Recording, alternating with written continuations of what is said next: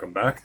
I'm now going to be reviewing the Carolina Panthers and previewing them as well. So last season they finished third in their division, as I mentioned previously in the New Orleans Saints preview video. It was a three-way tie more or less for last place or second place or third place in that division.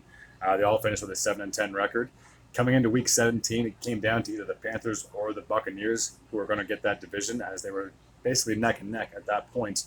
The Buccaneers got the better of the Panthers that day, and even though the Panthers won out in Week 18, they still ultimately fell a game short, and claiming that very weak NFC South crown. So a few additions and a few subtractions. So DJ Moore, the big standout wide receiver, is now a member of the Chicago Bears. He came over in that big trade with Chicago, and DeAndre Foreman is now a member of the Chicago Bears as well. So he must have been part of that trade with DJ Moore, so that the Panthers here could get the first overall pick, which obviously they used.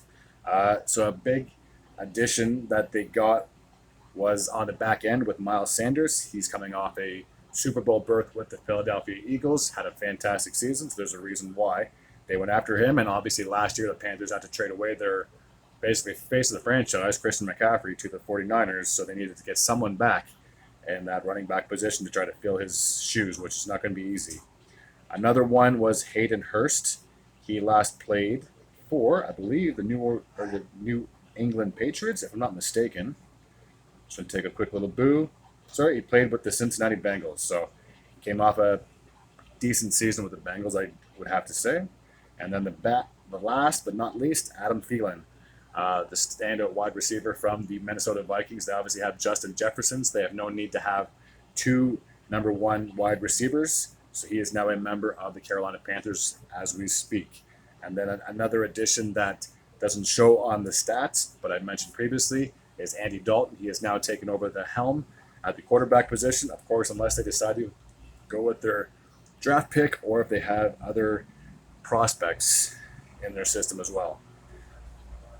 Coming up into this season for the Carolina Panthers, I believe it should be just about the same, maybe 7-10, 8-9. Even though they have a decent core, I don't know if they have enough to get over the hump. They struggled last year, and obviously it came down to those last couple of weeks to try to win out that really weak division.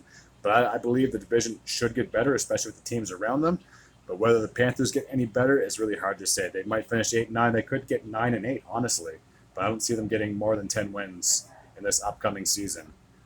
But then again, they very well could surprise me. But if I had to make my bold prediction, I think it's going to be pretty much the same record, maybe even 8-9.